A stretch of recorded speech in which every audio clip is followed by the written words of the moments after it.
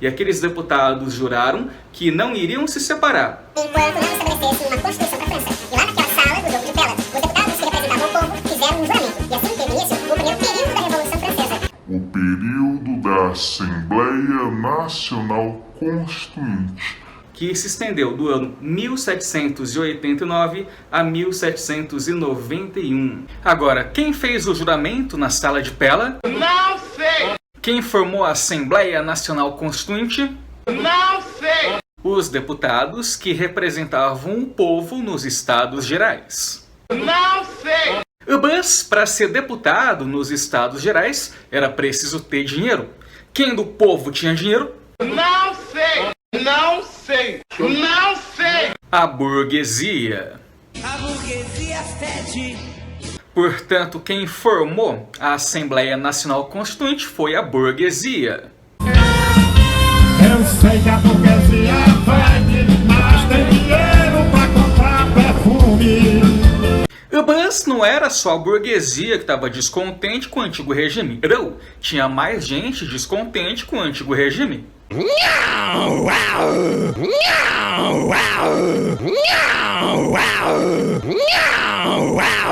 As camadas populares, os pobres. Por isso, os pobres também resolveram fazer a sua própria revolução. Mas revolução pro povão era da porrada. Eu vou doar porra. Olha, esse é o novo CD do Município, que já está vendo na Bemol, na Descolaser, em todo canto, gente. É o novo CD do Município. E assim os pobres de Paris invadiram o Hospital dos Inválidos, que servia para abrigar soldados mutilados e também armazenava armas. Eles roubaram aquelas armas, mas precisavam de pólvora e munição, e assim foram pegar pólvora e munição de uma fortaleza chamada Bastilha. A Bastilha era uma prisão para criminosos políticos. Lá o rei prendia quem ele queria prender sem julgamento nenhum. Só dependia da vontade do rei, só dependia da ordem do rei. Portanto, era o símbolo máximo do absolutismo.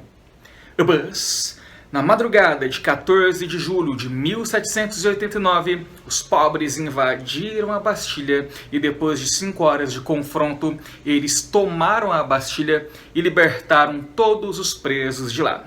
Mas só haviam 7 presos e nenhum era prisioneiro político. Que coisa, não?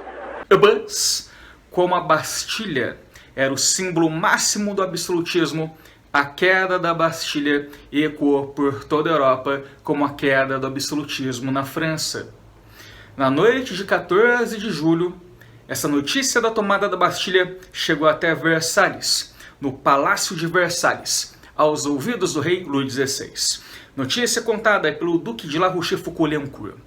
Ao ouvir a notícia da tomada da Bastilha, Luís XVI falou assim para o Duque de La Rochefoucauld-Liancourt: mas isso é uma revolta? E o Duque de La Rochefoucauld-Liancourt falou: não, majestade, não é uma revolta, é uma revolução. Porque uma revolta é uma manifestação que ainda dá para ser reprimida. Revolução não.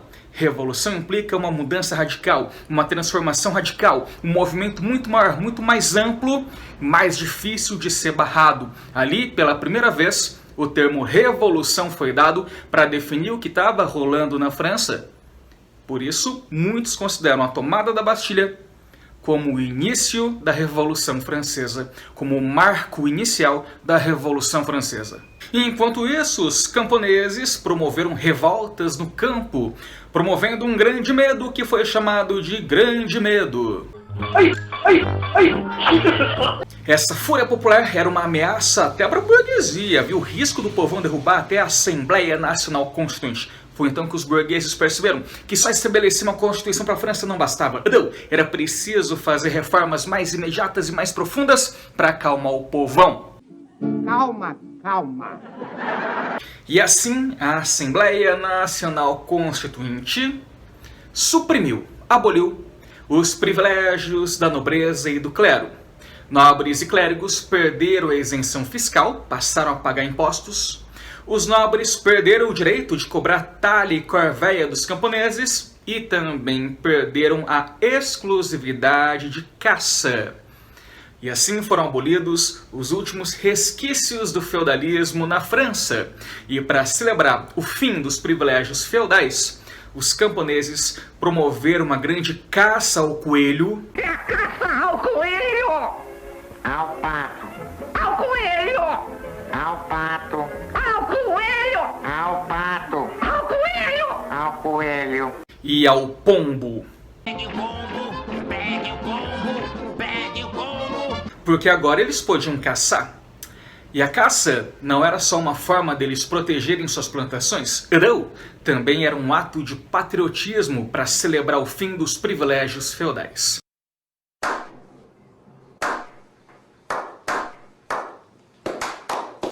A igreja, na França, perdeu as suas propriedades, os bens da igreja foram confiscados.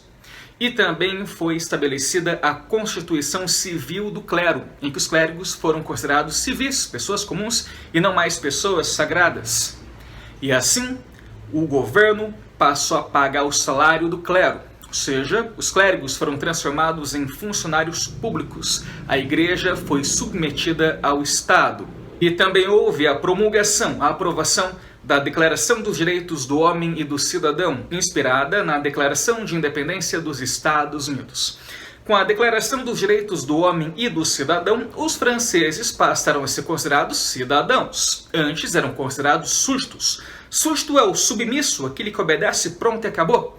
O cidadão é aquele que possui direitos garantidos por lei. E todos os franceses foram considerados livres e iguais perante a lei. Portanto, por lei, todos se tornaram iguais. Na prática, todos continuaram iguais.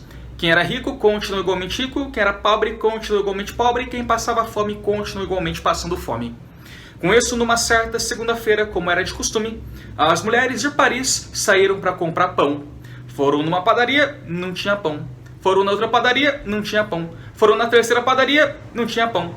Foram reclamar na prefeitura, não tinha prefeito. O prefeito tinha fugido. E assim, as mulheres ficaram bravas. E mulher, quando fica brava, assusta até o capeta. Aqui.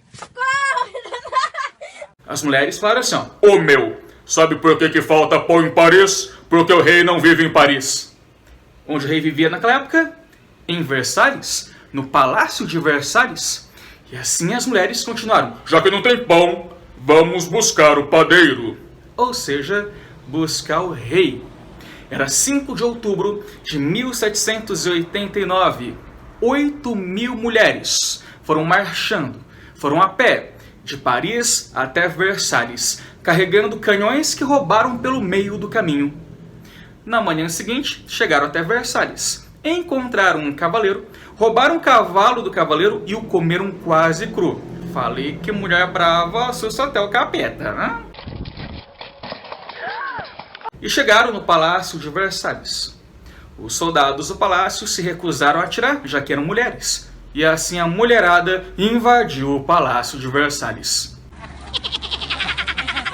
E as mulheres cataram o rei Luís XVI, cataram a rainha Maria Antonieta, passaram na despensa, pegaram toda a comida e voltaram para Paris.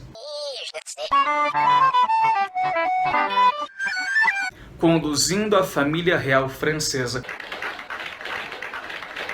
Portanto, a família real francesa, que desde o reinado de Luís XIV residia no Palácio de Versalhes, voltou a residir em Paris, graças à Marcha das Mulheres de Paris. De agora em diante, nós mulheres não temos mais que pedir permissão aos homens para cometer as barbaridades que cometíamos quando não nos davam permissão. Mas o rei Luís XVI tentou fugir. O plano dele era fugir até a Áustria, que era governada pelo imperador Leopoldo. Leopoldo? Que era irmão da Maria Antonieta, portanto, cunhado do Luís XVI. Lá na Áustria, ele ia organizar um exército, invadir a França e acabar com a Revolução Francesa. Mas o rei Luís XVI resolveu fugir, mas quis fugir no luxo, na carruagem real, que era enorme, dourada e lenta, tão lenta, mas tão lenta, que a notícia da fuga do rei foi mais rápida que o próprio rei, e assim o rei foi pego e reconduzido debaixo de vaias de volta a Paris. Que burro, dá 0 pra ele. Em 1791, houve a promulgação, a aprovação da Constituição Francesa, a Constituição de 1791. Essa Constituição manteve o rei no poder, mas limitou o poder do rei, dividindo o poder em 3, executivo, legislativo e judiciário, para o rei ficar só com o poder executivo. Portanto, foi estabelecida uma monarquia constitucional na França, o absolutismo estava abolido. E também foi estabelecido o voto censitário. Voto censitário é um voto por renda. Para votar tinha que ser rico. Era feito um censo da população para ver quem podia votar. Por isso, voto censitário. Assim, os burgueses ganharam direito de voto, mas os pobres continuavam sem participação política.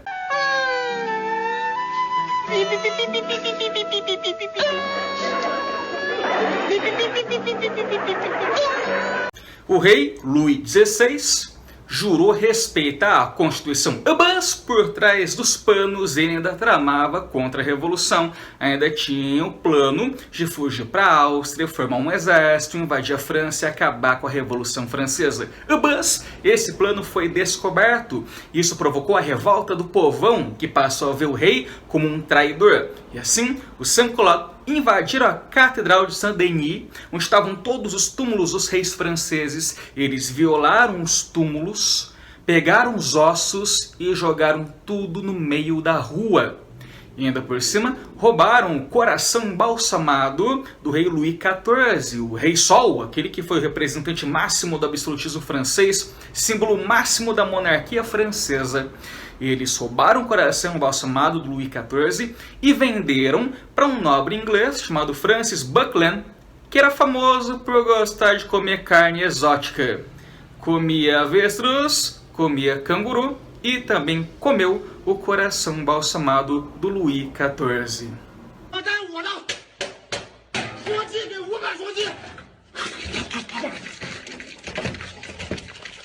Isso tudo mostrava que o povo francês não via mais o rei como uma pessoa sagrada e que a família real já não tinha mais nenhum prestígio entre o povão. E assim, era impossível manter o rei no poder. Por isso, no ano de 1792, foi implantada a República na França, dando início ao segundo período da Revolução Francesa, que a gente vai ver no próximo vídeo.